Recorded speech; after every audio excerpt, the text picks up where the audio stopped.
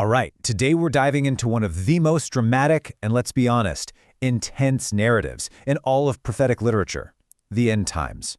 We're going to walk through the final battle, the return of a king, and the total reshaping of the world, pulling everything straight from the source texts. So our story really kicks off with this incredibly powerful image from the book of Revelation. This quote introduces our central figure, and his arrival, well, it changes everything. That robe dipped in blood is such a loaded symbol. It points back to his sacrifice, but it also points forward to his new role as a judge. This is where the final act truly begins. Now, here's something you might not expect. Before all the chaos and conflict erupts on earth, the narrative actually describes this huge celebration up in heaven. It's called the marriage supper of the Lamb. Think of it as this incredible, symbolic feast for the redeemed, a moment of pure joy before the final judgment begins. Okay, so after that heavenly celebration, the whole scene shifts, and it shifts dramatically. The king returns. He descends from the heavens on a white horse, and he's not alone. He's got the armies of heaven with him. This is a total transformation, you see. He's not returning in humility this time. He's coming back as a triumphant, conquering king, ready for war. And the way this king is described is just packed with symbolism.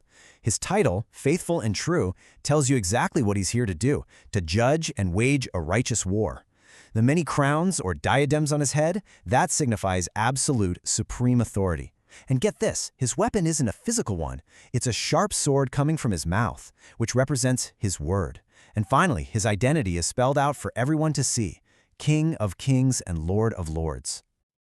Let's shift our focus back down to earth and see how all of this is building. So while heaven's celebrating, the nations of the world are being gathered together. The texts say that demonic spirits are basically tricking the world's leaders, drawing them in all their armies to one specific place for one final showdown. And it's all centered on Israel.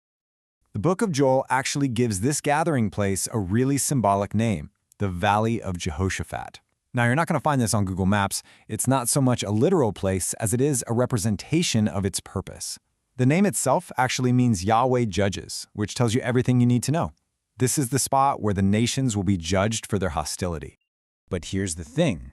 This symbolic valley of judgment is also tied to a very, very real place.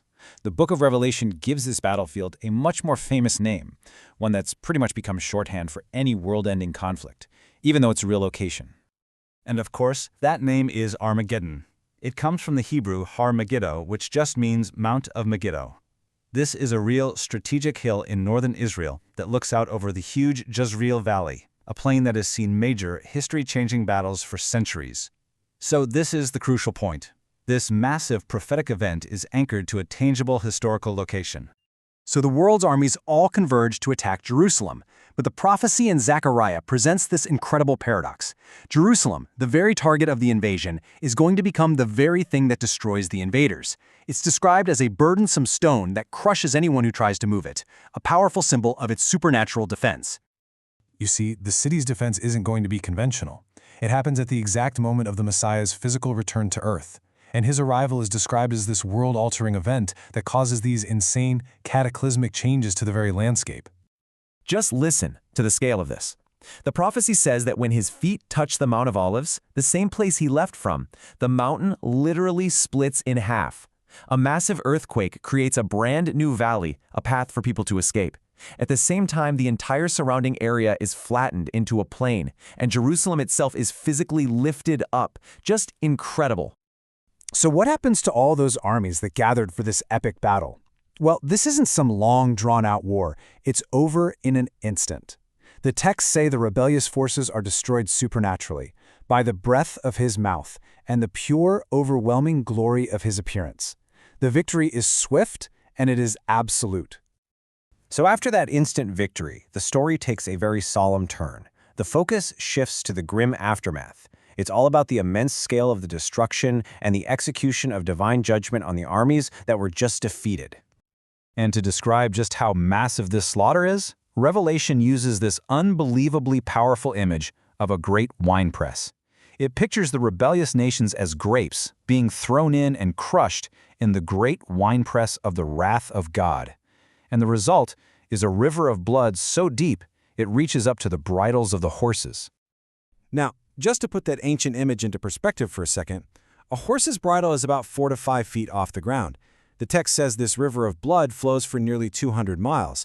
It's a truly staggering and horrifying image, and it's meant to convey the absolute totality of the judgment. And you have to see the incredible contrast the text sets up here with two very different feasts. First, you have the marriage supper of the Lamb, that joyful celebration in heaven.